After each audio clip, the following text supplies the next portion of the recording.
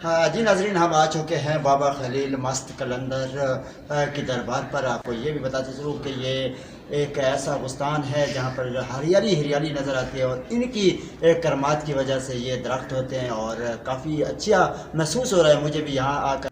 जी माशाल्लाह से बहुत खूबसूरत ये मज़ार बनाई गई है। और इसकी बात की जाए तो शाह खलील अल मारूफ बाबा खलील मस्त कलंदर से के नाम से इसको लोग जानते हैं।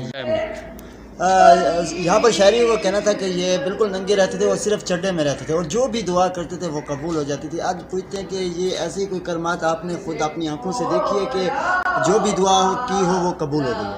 मैंने बहुत सारी दुआएं देखी हैं, बहुत सारी करामातें देखी। सबसे पहली करामात ये, सख्त सर्दियों में लोग आग पे बैठे होते थे और वो नहाते थे, बर्फ़ की सिल्लियों पे लेटे रहते थे। अच्छा, इनका मज़ीद कहना था कि जितनी भी सर्दी होती थी लोग आग में बैठे होते थे, वो बिल्कुल नंगे चड्डे में बैठकर नहा रहे होते थे। सर ये बताएं, ये कब आए थे और कहाँ से आए थे और कौन सी सदी में आए थे?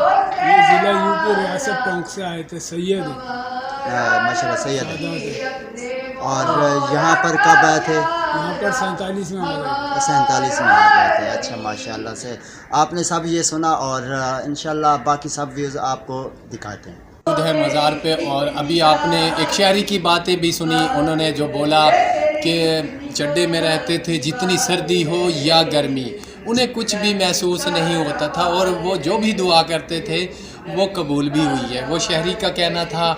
और इस मज़ार पे आएँ, आपको बड़ा सुकून मिलेगा क्योंकि यहाँ आके आप कुरान ख़वानी करते हैं। हमने भी मर जाना है, एक वक्त हम पे भी आना है।